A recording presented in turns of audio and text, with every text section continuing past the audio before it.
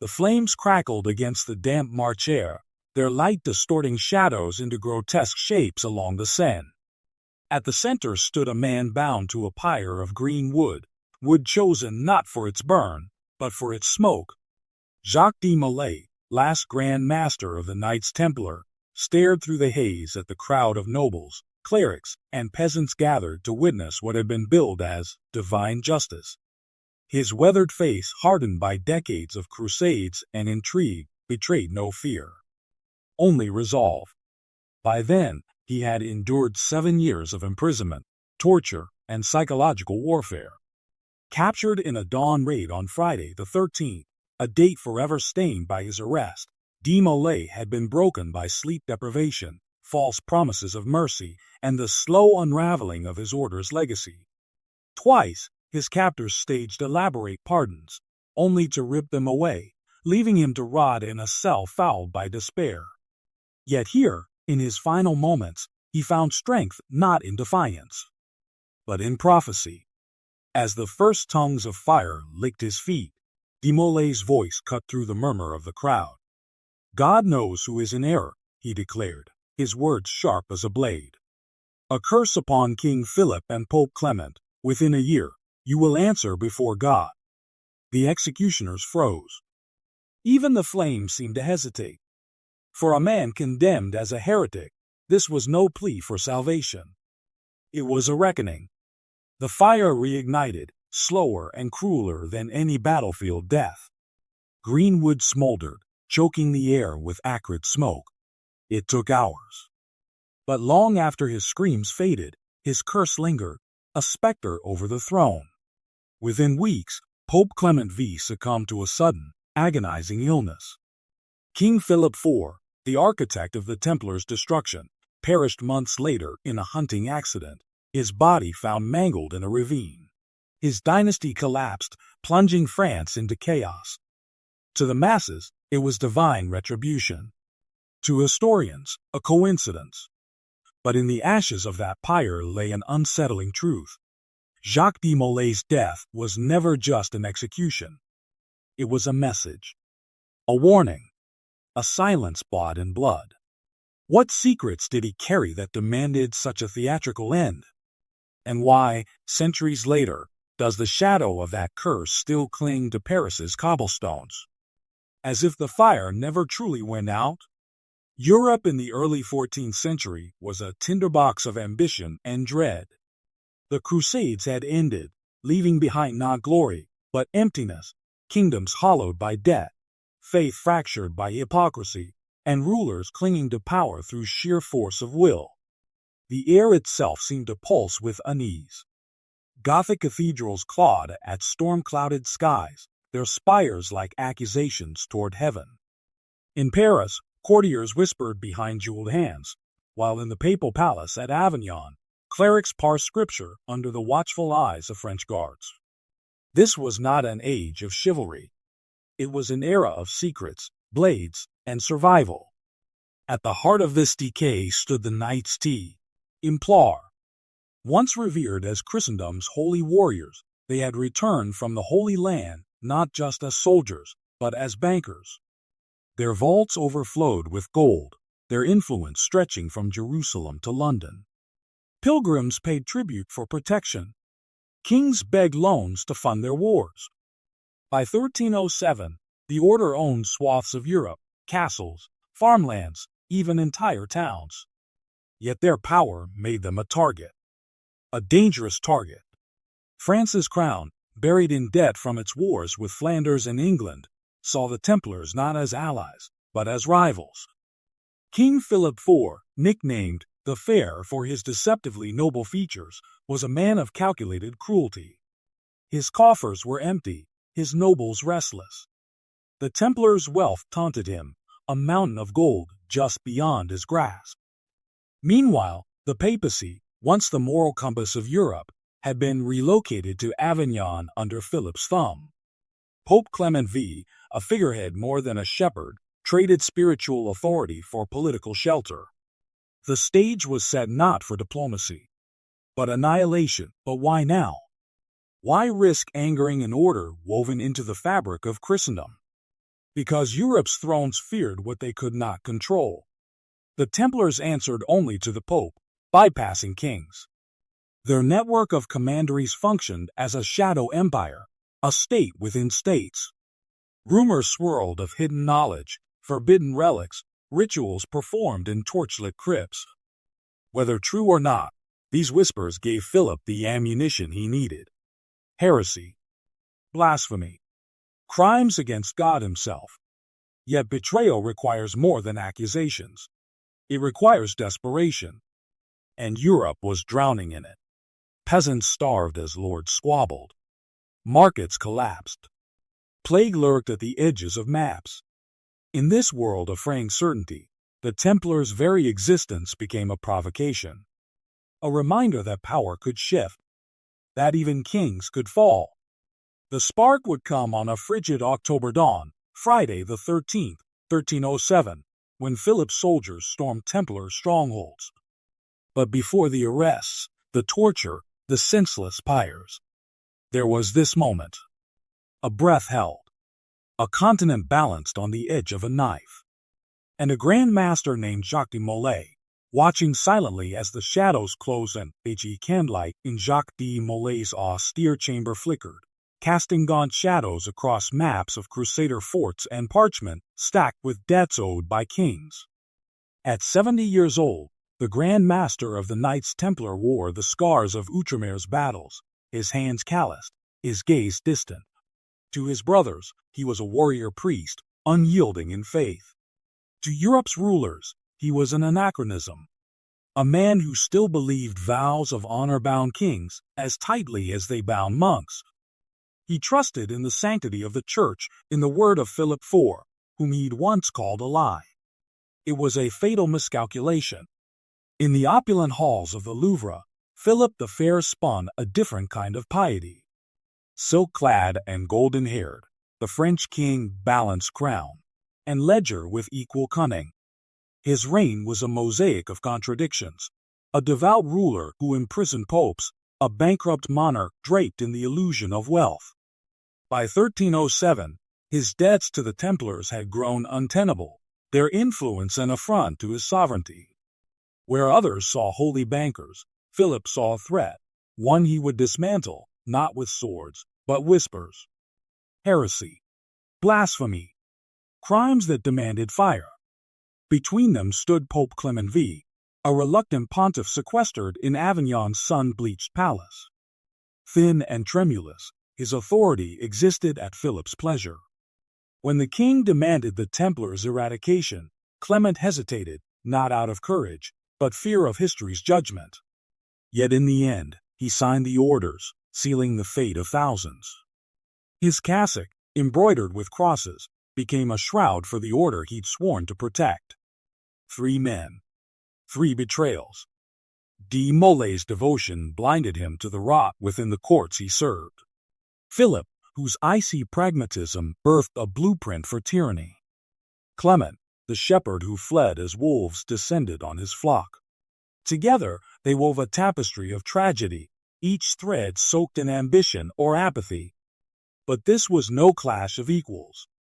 The Templars' wealth and secrets had made them formidable, yet de Molay lacked the guile to navigate a world where sovereigns knelt only to their own thirst for power.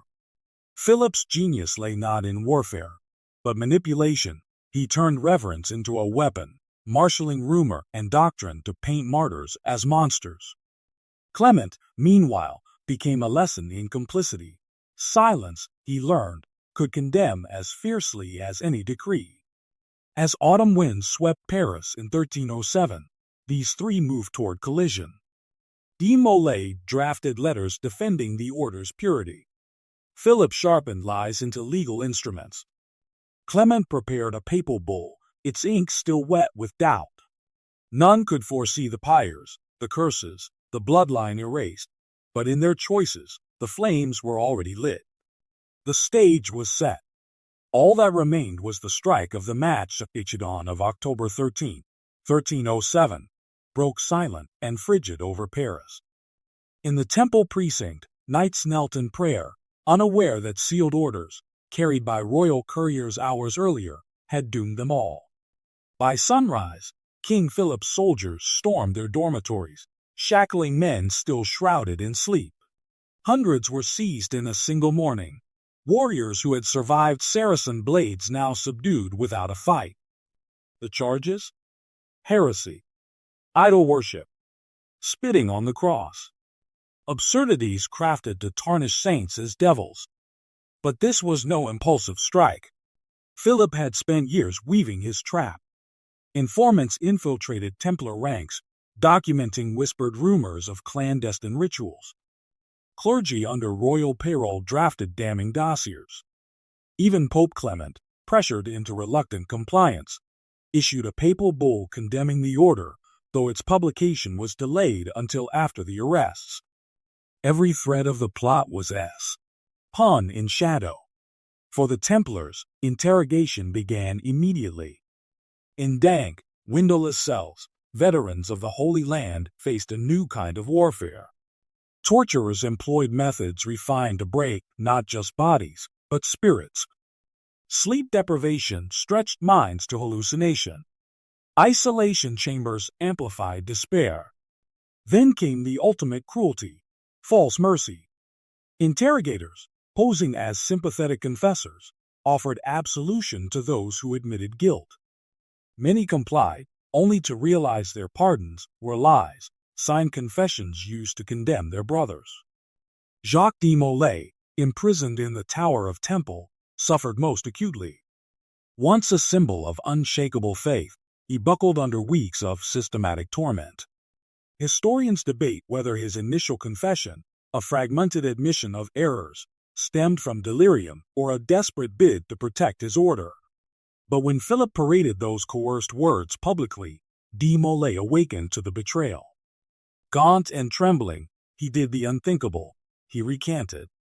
"I am guilty only of lying to save my life," he declared, stripping Philip's narrative of its thin legitimacy. The king's response was swift. Heretics who retracted confessions were handed to secular authorities, a death sentence. Yet de Molay's defiance achieved what sheer bravery could not. His recantation transformed him from a broken prisoner into a martyr in waiting, his impending doom a spectacle Philip could neither delay nor control. Behind the scenes, the web tightened. Scribes copied confessions by candlelight, embellishing testimonies to paint the Templars as a cult. Witnesses vanished. Evidence mysteriously appeared. A painted head allegedly worshipped as Baphomet, swords etched with mystic symbols. None could withstand scrutiny, but truth mattered less than perception. By winter, the lies had taken root. The public, once reverent, now crossed themselves at the mention of Templars. Philip's treasury brimmed with seized gold. Yet in his obsession to erase the order, the king overlooked one peril. Martyrs do not stay silent. They burn. And in burning, they speak. Smoke unfurled like a funeral shroud above the Seine on March 18, 1314.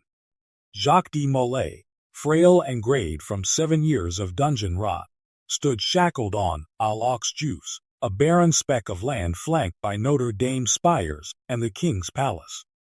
The crowd pressed close, breath visible in the chill, their faces a mosaic of curiosity and bloodlust. Nobles in fur-lined cloaks, clerics clutching rosaries, beggars elbowing for a better view, all awaited the promised catharsis of fire. What they witnessed instead was a horror that would sear itself into Europe's memory. The executioners began their grim work. Green wood, still sap-heavy, was stacked around de Molay and fellow Templar Geoffrey de Charny. Unlike dry timber, it burned sluggishly, smoldering flesh rather than consuming it, a lesson in prolonged agony. Chains held the men upright as flames crawled upward, their robes choring to ash. De Molay's voice, though weakened by captivity, pierced the din. "The order is pure," he cried, eyes fixed on the royal palace. "Let heaven judge Clement and Philip. They will answer before God within the year." Gasps rippled through the onlookers. Even the executioners paused, their faces paling beneath hoods. What followed defied the era's brutal norms. The pyre was no mere instrument of death, but theater. The fire's pacing was deliberate, flames coaxed higher, then starved to prolong suffering. De Molay's legs blackened first, tendons contracting in the heat. His screams mingled with the clang of Notre Dame's bells tolling vespers, a sacrilegious chorus that echoed across the river. Witnesses later wrote of a scent like roasted meat, and smoke so thick it choked the stars. Yet the Grand Master's defiance did not waver. As his vision failed, he repeated the curse, each word etched with apocalyptic certainty. When the flames finally consumed him, officials scraped his ashes into the Seine to prevent veneration. But the spectacle had backfired. The crowd, primed for righteous justice, dispersed in uneasy silence. Stories spread of de Molay's composure, his prophecies, the sinister choreography of his end. Even Philip's cronies trembled. What kind of man condemns kings as he burns? The execution's true horror lay not in physical suffering, but its symbolism. The green wood, the cursed ashes, the king's palace looming just beyond reach, every detail was staged to assert dominance. Yet in trying to erase de Molay, Philip had immortalized him. The Templars' cross, melted into his flesh, became emblematic of religion corrupted by power. The Seine, flowing with his remains, carried his curse into myth. But beneath the theatrics lurked a chilling possibility. This was not just punishment, but a ritual. A silencing. Ancient chronicles hint that Templars knew secrets threatening Europe's thrones, buried wealth, political scandals, even heretical truths. Was de Molay's prolonged death a message to others who might dare speak? As the last embers died, one truth remained: fire can destroy a man, but not his legacy. The ashes settled, and the whispers began. The first death came swiftly. On April 20th, 1314, barely a month after de Molay's ashes cooled, Pope Clement V succumbed to a sudden illness. Chroniclers described his final days as a fevered purgatory, stomach swollen, breath rancid, skin mottled with weeping sores. In his delirium, he allegedly cried out for absolution, haunted by visions of a burning cross. The Avignon court buried him hastily, as if fearing contagion from divine wrath. King Philip IV followed that November. During a routine hunt near Fontainebleau, his horse threw him into a ravine. When guards found his body, the king's neck was twisted at an unnatural angle, eyes wide and unblinking. Whispers spread. Had a phantom rider chased him? A shadow with de Molay's face? The once mighty monarch, who'd orchestrated the Templars' ruin, was laid to rest without fanfare, his legacy already crumbling. The curse struck deepest into Philip's bloodline. His three sons, Louis X, Philip V, and Charles IV, each briefly wore the crown, only to perish without male heirs. By 1328, the Capetian dynasty, which had ruled France for over 300 years, was extinguished. The vacuum ignited an inferno of succession disputes, pitting France against England in the 100 Years' War. To the masses, this was no mere misfortune. It was vengeance. Across Europe, the Templar curse crystallized into legend. Chroniclers omitted royal blunders, bankruptcies, failed reforms, weak governance, and declared divine retribution instead. Folk tales spoke of de Molay's ghost stalking French castles, his breath carrying the stench of charred flesh. In taverns, patrons swore Philip's descendants died screaming, their final moments plagued by fiery visions. Even the church, though silent in official records, could not suppress the growing belief that God had sided with the martyrs. Modern scholars dissect the deaths clinically: Clement's likely cancer, Philip's accident, the genetic pitfalls of medieval dynasties. But history is not merely facts. It is memory. The curse endures because it fits. A Grand Master wrongfully burned, his enemies felt like wheat. A nation shattered by war. What rational explanation could mirror such poetic justice? Today, visitors to Al-Aqsa find no monument to de Molay, only a weathered plaque near Pont Neuf. Yet the legends persist. Blackened manuscripts in Vatican archives hint at unspeakable accusations against Philip. Crumbling Templar commanderies draw occult enthusiasts seeking echoes of the curse. Some claim the Seine still murmurs with de Molay's final words on stormy nights. Whether divine warning or grim coincidence, the reckoning reshaped Europe. Kings learned the cost of violating sacred oaths. The Church, complicit in the Templars' fall, hemorrhaged credibility. And Jacques de Molay, through ash and agony, ascended from heretic to myth. An eternal reminder that power, no matter how absolute, fears the whispers of the dead. The vaulted silence of the Vatican archives. A 21st century historian brushes dust from a parchment dated 1308. The ink, faded to rust, details a meeting between King Philip's advisors and papal emissaries. One phrase repeats like a drumbeat: delete the order. Not reform. Not restrain. Delete. Centuries later, the violence of that word still chills.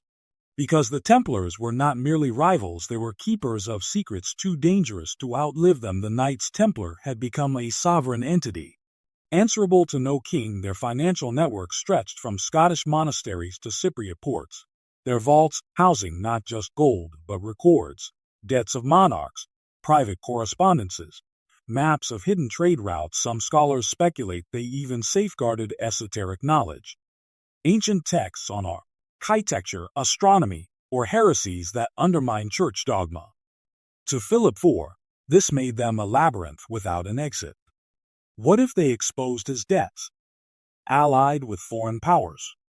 Or, worse, questioned the divine right of kings? Modern analyses of trial documents reveal telltale gaps. Confessions about idol worship were vague, often contradicted, yet zealously recorded. Meanwhile, testimonies referencing Templar dealings with foreign courts or internal rebellions were struck from records. Historian Dr. Elena Marchetti notes, the trial wasn't about heresy. It was about erasing a parallel power structure, one that could blackmail Europe's elite. Even the execution's brutality served as silencing. Burning de Molay alive wasn't merely punishment. Flames were medieval symbols of purification, a theatrical cleansing of his influence. By framing his death as righteous, Philip and Clement ensured the Templars' lore and their secrets would be remembered as diabolical rather than politically damning. Recent discoveries support this. In 2001, the Chinon parchment, buried in Vatican archives, revealed that Pope Clement privately absolved the Templars of heresy in 1308. But the absolution was suppressed, allowing Philip to continue his purge. For the crown, truth was negotiable. Control was not. Yet the greatest secret may have been the Templars' potential to democratize power. Their infrastructure enabled mobility of wealth and information outside monarchic control, an early threat to centralized authority. Eliminating them set a precedent. Autonomy would be branded heresy. Silence, enforced by fire. De Molay, then, was collateral in a larger war. His death cauterized the Templars' legacy, transforming bankers into devils and questions into ash. But as researchers sift through blackened manuscripts and decayed ledgers, his voice resurfaces, not as a curse, but a testament. Some truths, it seems, refused to burn. The ash had barely settled on the Seine when the whispers began. With the Templars disbanded and their land seized, Europe's rulers believed the order's legacy would fade into obscurity. Instead, Jacques de Molay's death became kindling for a mythos that outlived kingdoms. The Church, eager to scrub heresy from memory, found itself powerless against a far more volatile force: the human thirst for mystery. In shadowed taverns and Mason lodges, tales spread of surviving knights carrying sacred relics, the Ark of the Covenant, the Holy Grail, into hidden exile. Underground networks, descendants of Templar bankers, allegedly funded rebellions and exploration. By the 18th century, Freemasons adopted the order's symbols, weaving de Molay into rituals of martyrdom and resistance. Revolutionaries in France invoked his name as they toppled monarchies, framing the guillotine as the heir to the Templar pyre. Yet the truth was darker than myth. The suppression's success hinged on terror as propaganda. Philip IV's theatrical execution was an early example of psychological warfare, a public death so grotesque it would paralyze dissent. For centuries, rulers replicated this tactic, understanding that brutality, when staged, could intimidate far beyond the grave. The Templars' real legacy, then, wasn't treasure or curses, but a blueprint for control through spectacle. Modern pop culture romanticizes the knights as noble warriors or occult guardians.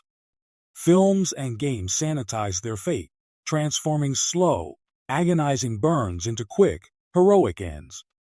Rarely portrayed is the grim reality, how de Molay's death mirrored the era's systemic rot, where faith justified atrocity and authority hinged on cruelty. Still, the legends persist because they answer a primal question: what if righteousness outlives oppression? In Scotland, Rosslyn Chapel's ornate carvings tease Templar connections. Drawing pilgrims seeking coded truths, conspiracy theorists pore over Rennes le Chateau's mysteries, insisting de Molay's successors guard secrets that could topple modern powers. Even science borrows the lore. Naming a star Templar in celestial maps, perhaps the greatest irony lies in the Church's own unraveling by aiding Philip's purge.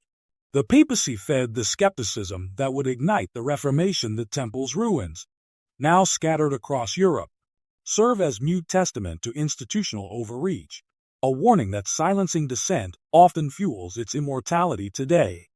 As tourists trace the Templar Trail or don replica crosses, they unknowingly resurrect de Molay's defiance. His execution sought to reduce a man to ash instead. It forged a symbol in the end. Fire could not erase Jacques de Molay. It made him eternal. Edgy wind howls over the Seine. Whipping rain against Notre Dame's weathered gargoyles. Tourists snap photos unaware that beneath their feet, silt from Ilox juice still holds traces of ash. Jacques de Molay's execution ended in 1314, but his presence lingers, a phantom chill in Parisian cathedrals, a shadow in the clang of midnight bells. History claims his story concluded on that pyre, but history, as the dead know, is a sieve centuries layer over the tragedy. Each era reimagining de Molay's curse. Rationalists dismiss it as folklore, coincidences reframed as cosmic justice. Yet in 1793, as revolutionaries guillotined Louis XVI, a voice in the crowd reportedly shouted, "Jacques de Molay, you are avenged." The king's blood pooled where Templar ashes once drifted. Coincidence? Or a reminder that curses outlive the lips that speak them? Modern scans of Philip IV's skeletal remains reveal fractures inconsistent with a hunting accident. Conspiracy forums dissect Clement V's death records, noting erased entries beside mentions of inflammations. Even science hesitates. A 2020 study found that the average lifespan of Philip's male heirs, 14 years post-curse, defied statistical norms for medieval nobility. The numbers whisper, but dare not confirm. Perhaps the true curse was never supernatural. By erasing the Templars, Philip and Clement unwittingly immortalized them.